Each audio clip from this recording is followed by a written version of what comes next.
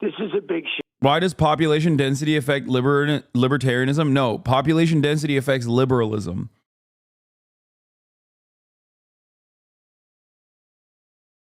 On the campaign trail, Vice President Harris and former President Trump making stops in the South today as they make their closing arguments.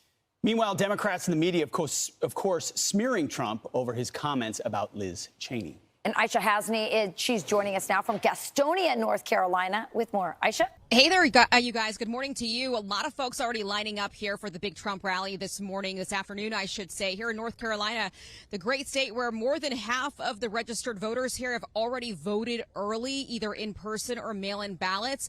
The former president getting back into the campaign swing, trying to talk about policy. Economy is the number one issue here, while Democrats and the Harris campaign are trying to hang on to this moment. Watch. She's a radical war hawk. Let's put her with a rifle standing there with 9 barrels shooting at her, okay? Let's see how she feels about it. You know, when the guns are trained on her face. Wild from Matt Binder. This isn't my final prediction, but this is what I'm leaning towards. That is, I mean, this is like maxed out. This is maxed out. Georgia, North Carolina, Arizona, and Nevada, that is maxed out. I think that I think she's gonna lose. I think she's gonna lose Arizona. He's only missing blue Texas. Yeah, I don't know about Georgia and I don't know about Arizona, but I do think the blue wall will hold, and that's all that needs to happen anyway for her to win. How are people so confident? They're not. This kind of attitude is not reflected in the mainstream at all, for the record. No, most people are fucking terrified. Are you kidding me? Most Democrats are shitting in their fucking pants right now. And that's partially because the media, due to the overconfidence in 2016, is, in my opinion, radically underestimating Kamala Harris's chances, like way more than they ever have underestimated the Democratic Party. People are fucking scared. I think it's also funny because, like, I wonder how much this is going to contribute to the insanity on November, the night of the election. They're all war hawks when they're sitting in Washington in a nice building saying, oh, gee, Will. Liz Cheney on foreign policy and accusing you of wanting to execute her. Well, it's a fake news, and they're trying to make something out of it, and it's so biased to start off with. And all I'm saying is she was a nutty war hawk. You know, she wants to go to war with anybody that moves. This is what your prediction is, Mike? Michael from Pennsylvania's prediction is Nevada, Arizona, done deal. North Carolina, Georgia, done deal. PA and Michigan also goes to done. I think this is like literally, this is basically the reverse of this. Like, we just looked at the inverse of both of these. Mike from PA has been really spiteful. I think you guys are wrong. I don't think Michael from Pennsylvania is simply operating on doom, okay? I think that we are, like, right in the center. He's marginally to the right, like, in terms of, like, predicting Donald Trump's chances, and I'm marginally to the left in terms of predicting Kamala Harris's chances. Our arguments are exactly the same. Our opinion is exactly the same. With his vibes, looking at the same numbers that we're looking at, his vibes, because it's not just numbers. We're doing numbers and vibes, okay? He's looking at the numbers and he's looking at the vibes. And his vibes, especially as someone who's on the ground in Pennsylvania, I think it's very important, are that a lot of the base of support has hemorrhaged in the suburbs. And that Kamala Harris cannot make up for it with the urban areas. And Kamala Harris cannot make up for it with the suburban white vote, because the suburban white vote will still overwhelmingly favor the Republican Party. That's his assessment on the matter. And I think that that is a fair assessment. My assessment is that not enough of the suburban, or not enough of the urban constituency is going to, refuse to go and vote for Kamala Harris. But more importantly than that, I think that there is a tremendous amount of, like, a lot of support that directly robs Republicans from their base of support. I think the turnout is too low among the cities, and rules are up. The suburbs aren't enough. It's my analysis. If I'm wrong, you'll see big turnout in Atlanta, Philly, Las Vegas on election day. Yeah. No, I don't disagree with you. This is coming from the same place. You lose the urban turnout, and if you lose enough of your urban turnout from your base, black people, brown people, young people in general, like when you hemorrhage that because you're shitty on Gaza, you haven't really adequately presented solutions to the problems that they're foreseeing. And you just kind of write them off because you're desperately trying to shake the tree for as many fucking white suburban wine moms as you possibly can gain in Arizona, where it's not going to fucking happen. This is this will directly contribute to Kamala Harris's loss. I, however, do still believe that the gains that she has made up in the suburbs, specifically with white women, is especially paired up with the base not hemorrhaging hard enough will cause her to win in these states. And I think most of that, you're set up for disappointment come election day. No, because if Donald Trump won, I wouldn't be shocked. Why would I? In terms of disappointment, I'm set up for disappointment either way. Kamala Harris wins, I'm still disappointed about the future of this country. Donald Trump wins, I'm devastated and terrified for the future of this country. It's not, but if you think I am, I'm personally in the tank for Kamala Harris, or think that Kamala Harris is definitely a lock, I've never communicated that at all. My guy was Biden, and he's out of the race already. You know what I'm saying? I'm riding with him still, but. And lose a lot of people, lose a lot of soldiers, put the nation in trouble. And there's nobody tougher than me when it comes to protecting our nation. But that doesn't mean... Devastating for who? It's already devastating for many. What are you most fearful for? Dude, everyone. Donald Trump's going to fuck up every single marginalized group further than the Democrats have let the Republicans fuck them up under their reign. It don't matter. They can do whatever the fuck they want. Brother, they do whatever the fuck they want when Democrats are in charge. You seem kind of obsessed over this whole election thing. Shaking my head. Yeah, bro. Low key, is it just me, or is Hasan really obsessed with this election, dude? It's it's giving hyperfixation, sweetie. I don't really understand it. Didn't know marginalized groups equals everyone. I mean, pretty much everyone except a fucking white man, I guess. But Republican policies hurt white people too. Unless you are literally Donald Trump, you will be in some way, shape, or form harmed by his policies, okay? Unless you are either A, Donald Trump, or someone exactly like Donald Trump, you are going to be harmed by his policies. That's the whole point. That's why I advocate for policies and legislation that seemingly is against my immediate self-interest in terms of my take-home pay. You know what I mean? In terms of how much taxes I pay. In terms of how my taxable revenue gets allocated and distributed, because it's not simply because I'm a selfless man, I'm so empathetic, I'm so fucking nice. It's because I understand that in the grand scheme of things, I want this country to run a fucking certain way that I know will be more beneficial for every single person. And yes, a part of that is a greater distribution of taxable revenue from the wealthiest Americans. Okay?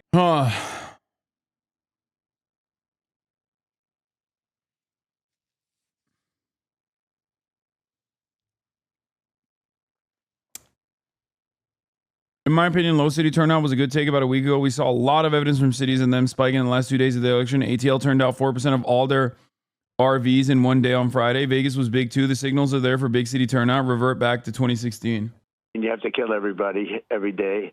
And she was a nut job, just like her father. Her father got us into the Middle East. We spent $9 trillion. We ended up killing lots of people, including we lost a lot of people ourselves. But you add up both sides. We millions of people. We spent $9 trillion, I'm not kidding. This is a gift to Donald Trump, okay? At a time when people are finally paying attention to the election, now more than ever, a lot of dumb guys are tuning in and they're hearing him go, I'm anti-war. The Democrats love war. They love Liz Cheney. I didn't even want to kill Liz Cheney. I'm just saying she just needs a gun. And then you'll see how she behaves. If she were to die in war, she wouldn't want to go to war. Democrats love war. They want to kill people every day. Boom. All of a sudden, people are like, damn, that's right. There is seemingly endless war. Think about the dumb guys. Seemingly, there's endless war, huh? Gaza, Lebanon, Ukraine. Damn, the Democrats really fumbled the bag on this war shit, is the way that the average dummy thinks about this stuff, okay? Donald Trump gets to, capture the attention of those guys and present himself as anti-war now in the final hour. Meanwhile, Kamala's dumbass running around being like, I'm going to put Republicans in my cabinet. I love Liz Cheney. Liz Cheney is the best. Oh, we got nothing. We blew the place up and we left, and we got nothing. We didn't keep the oil. We didn't do anything. So, her father got rich doing that, and she's probably worse than the father because she's not as smart. President Trump, what you had to say the other day has been turned into, it's been distorted. It's been, as you said, turned into fake news. It's a lie. And you can take a look at some of the headlines that's been put out there, from the Drudge Report to the Washington Post to the New York Times. You've talked about this in the past.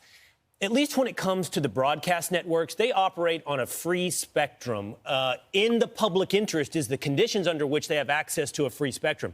You've filed defamation suits in the past. It seems there needs to be some accountability for this level. It certainly isn't in the public interest, but for this level of mischaracterization and lie, what can be some form of accountability for the media? Well, there is. It's a very hard thing to do, but I think in the case of 60 Minutes, 60 Minutes actually asked her a question. She gave an answer, which is, this is your vice president or Harris or Kamala, whatever you'd like to call her. Nobody knows what to call her because... What? Nobody knows what to call her. Nobody. What's her name? Is it Kamala? Is it Gambala? Is it Kamala? Is it Harris? Is it Henry? I don't know. Most people don't even know who we're talking about. But she gave an answer that was so bad and so incompetent that they decided to take the answer out in its entirety and put a new answer in. This was the most important question that she was asked and the most important interview in 60 Minutes as part of the news organization of CBS. So what happens is they took it out. If it's the most important interview, why did Trump refuse to do it? Like, what do you mean? You literally straight up refused to do your interview, dog. What the fuck? And they gave a new answer. I said, whoa, that's a first. I've never seen that. So then we went to look at the whole interview, and they wouldn't show it because how many questions did they do that with? And so on behalf of the people, we sued 60 Minutes and CBS, and we think their license should be taken away. I think it's the greatest breach. I think it's the greatest insult to the American citizens. Think of it. They ask her a question during an election, right up to the election, and the question is that of a very stupid person.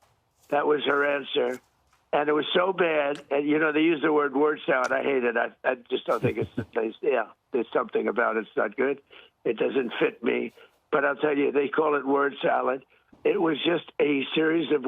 Damn, why'd you get triggered by the word salad, dude? It doesn't fit me. I never ramble. I weave. It's different. Words that weren't connected, and there was something wrong with her. And they saw that. And so what they did is they took it out, and they put a different answer in, entirely different, okay, which was a better answer, normal. In other words, this was not a great answer, but it was an answer at least.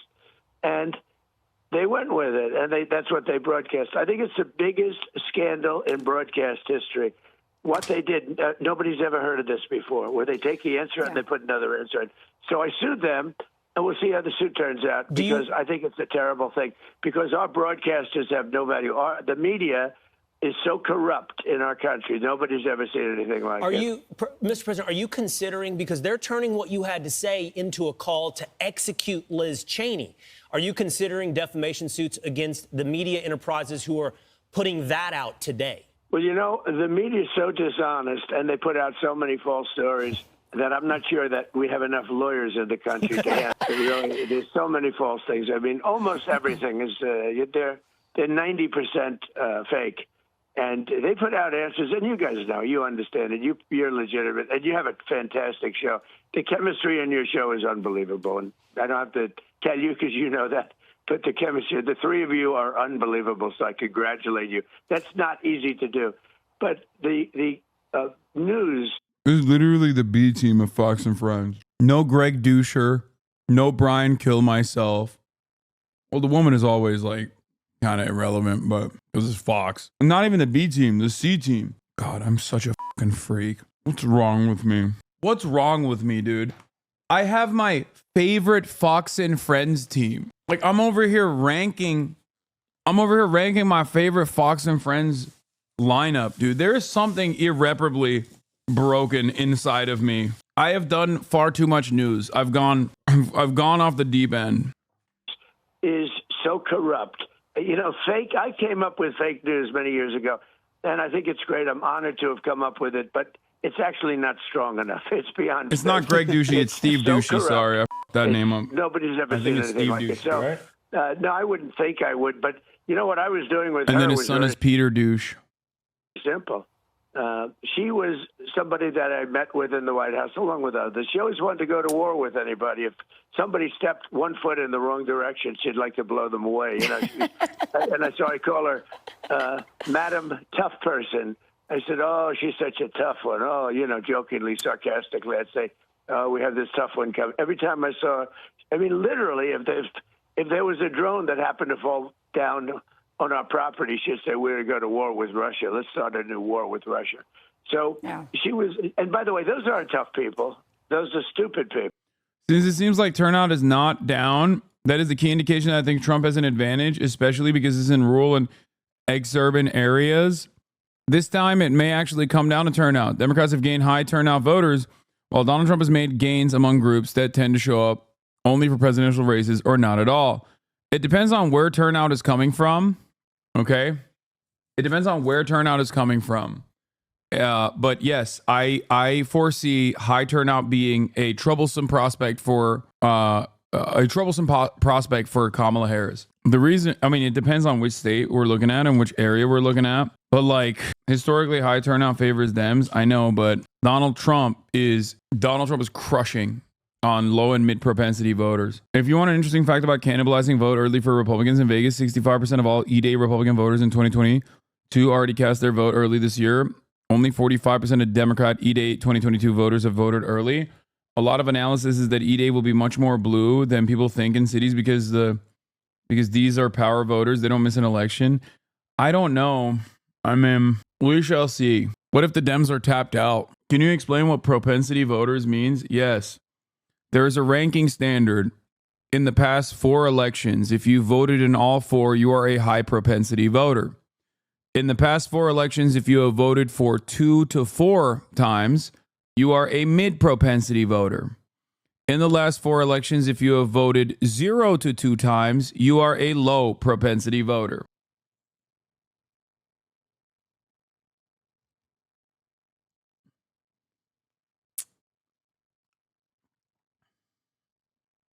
Yes, they count not primaries, they count midterms, I think. Or do they count primaries as well?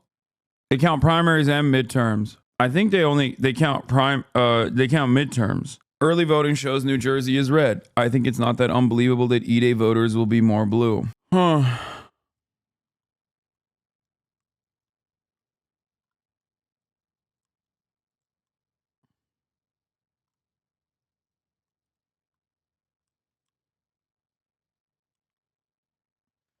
One thing that I think is like would be wild is if New Jersey did go red. Like something crazy like that. God damn. It's midterms and presidential years. Only on the big days in November count for those 4 out of 4 to 0 out of 4 calculations. Also, it's why new young voters who voted in the primary, not the president yet, are considered 0 out of 4. Yeah, it's midterms and general elections not. If New Hampshire is close, hold on to your butt. Red DC, no. New Jersey has the makeup of a state that could be like sneakily red. It's not, but it's too diverse, I think, to be red. But New Jersey is like a weird ass fucking state. I think the only thing that saves New Jersey from being red is that it's like one of the highest density suburb places in the country, I think. Like it has far too, like the population centers are way too slammed up on top of one another, even if they're fucking suburbs. So when you are living on top of one another, even if you're literally living in a suburb, if you're living on top of one another, then you still have a likelihood of becoming more liberal. Its population density is far too high for it to be a red state. Unions are still strong Dem machine in huge cities everywhere, not enough rural. Yeah. That's why I've read over and over again that Wisconsin is the one to actually look at, despite what the polls are showing, because Wisconsin is like mostly rural, and the rural vote is incredibly strong in Wisconsin. So that one might be the one that shocks people, but it doesn't really matter because Pennsylvania is the only thing that matters. So yeah, you should also make a map like this with predictions, good content. I don't care. Okay. And she was always like, pressing for word. In fact, it's why I had a fallout. I didn't want to deal with her too much because she was always difficult, but she was like a war hawk. So what I was saying is, this is a big shit. Why does population density affect libertarianism? No, population density affects liberalism, because a key predictor of whether you are going to vote Republican or liberal is your educational attainment, and beyond your educational attainment, the fact that you live in an urban environment or a diverse environment or not. If you literally, if you live in a high density area, you are consistently meeting people that are different than you, that have a diversity of opinion, that look different than you, might even speak a different language, have different educational attainment than you. And this causes you to be infinitely more empathetic to people, even if you are fucking hog-like. Okay? The hoggiest of hogs, and some of you literally are those hogs, by the way. You grew up in Alabama, you grew up in Mississippi, you grew up in fucking rural, segregated neighborhoods, and then you fucking go to college and you're like, oh my God, I didn't realize that black people were normal human beings, because the only time you've ever seen a black person is like on television, or when they're crossing the street and you fucking hurriedly lock your goddamn car door. Okay? You live in like suburbs in rural parts of the country, and you never actually see like a brown person or a black person until you are in a diverse urban environment like a college campus.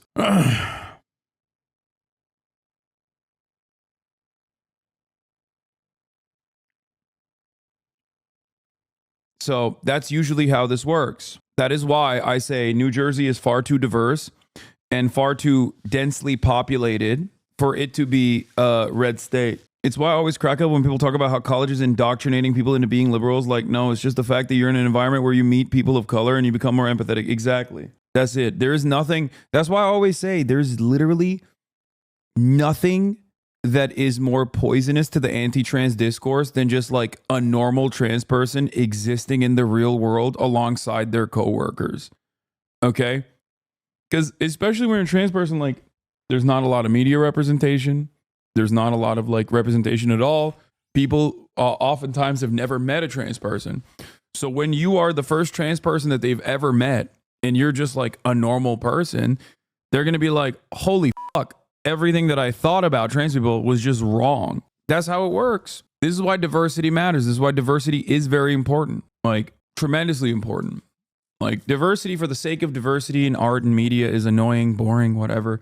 It can be helpful in representation politics can be helpful in helping other people understand it better, but there's nothing better than just like a diverse learning environment, an actually diverse learning environment, an actually diverse working environment. That's why colleges maintain like a standard that reflects the broader population.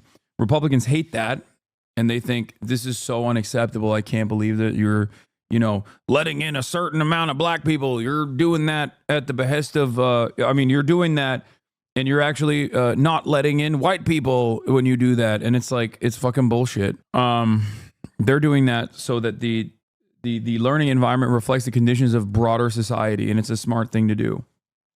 Shot, thinks she's hot stuff. Her father got us into war, millions of people. He pushing Bush around. And, her father was one of them. Stupid guys like Bolton, too. Bolton was a dummy. And what happens is we don't need that. I had no wars, and yet we had the strongest country. We were totally respected by China, by Russia, by everybody. But you don't have to kill people every day to do that. I had no wars, but I rebuilt our military. It was peace through strength, and it was a beautiful thing. But what I said about her is that a lot of times these bullies, she's a bully. She's a nice female bully, okay? And a lot of times these bullies, they're really weak people. And all I said is, let's see how she does. I said, put a gun in her hand, then let her go out and let her face the enemy with a gun in her hand. And they'll have 9 people or 12 people or 100 people.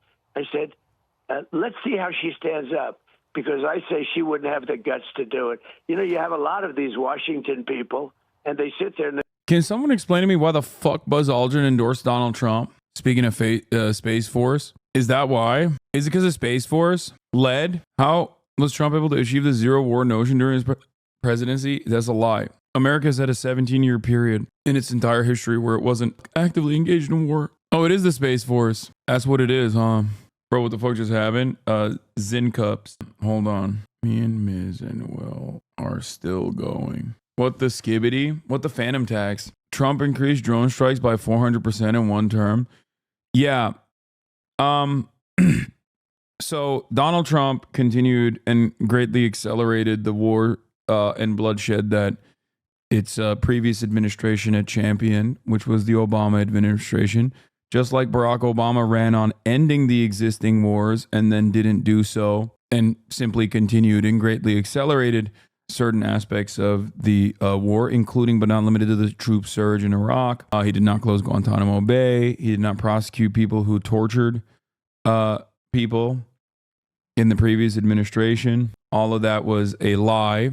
And Donald Trump also presented himself as a peaceful dove, as he said correctly that Hillary Clinton was a champion and an architect of the Iraq War, or a champion of the Iraq War, even though Donald Trump himself still turned around and accelerated the wars, including but not limited to drone strikes. Donald Trump actually was worse on our relationship with Iran than even Barack Obama was. Barack Obama's signature foreign policy achievement was most likely the Iran denuclearization agreement. Donald Trump also in 2016 did another thing that a lot of people forget because he likes to fucking speak from both sides of the mouth and burn the candle on both ends.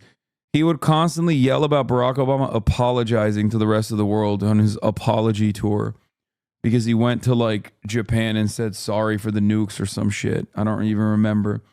He also regularly criticized Barack Obama, as did many Republicans at the time, for saying that there was a red line in Syria and then not crossing said or allowing Syria to cross said red line and not invading Syria. So what you have to remember is that the standards are very different. The standards are very different for both parties.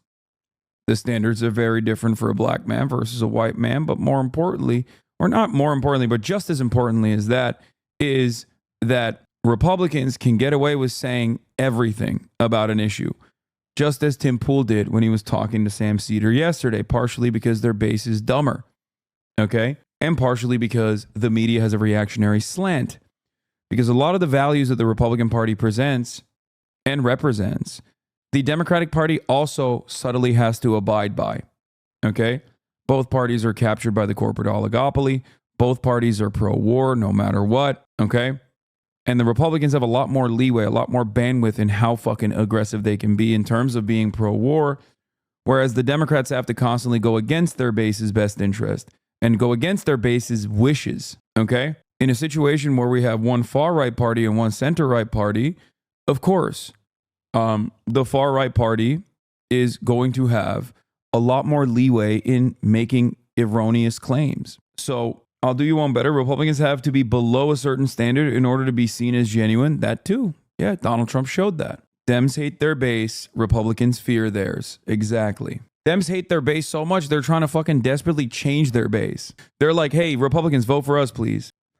I'm Jewish. Why is there war? What does this mean? What does you being Jewish have to do with anything?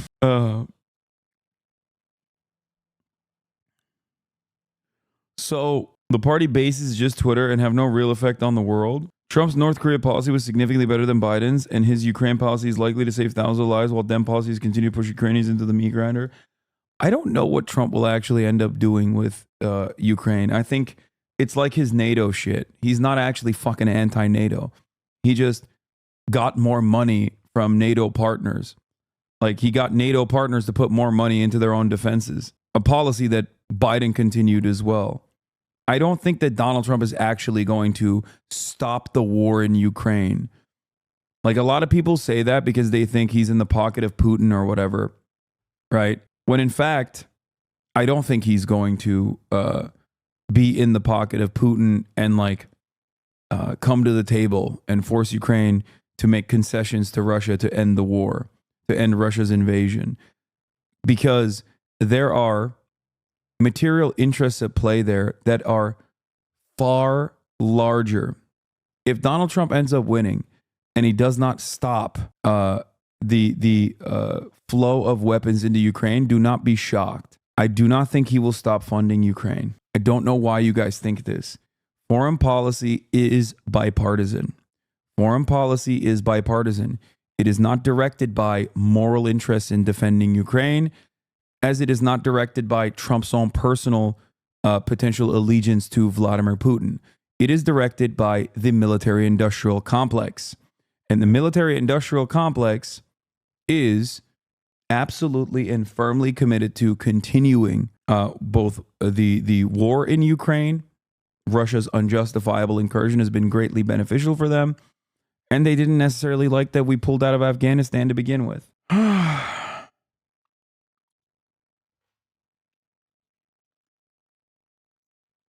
Worried the chatters have heard Trump say this shit enough that they believe it too. I think, weirdly enough, like liberals and Republicans kind of handshake on this side. Wait, hold on.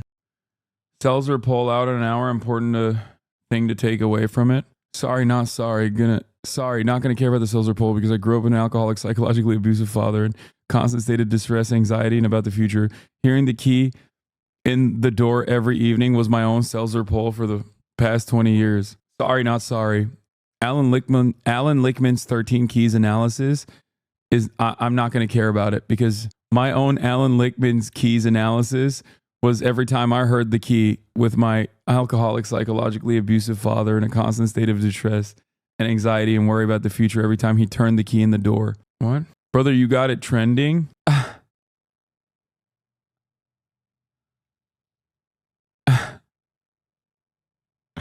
What the fuck?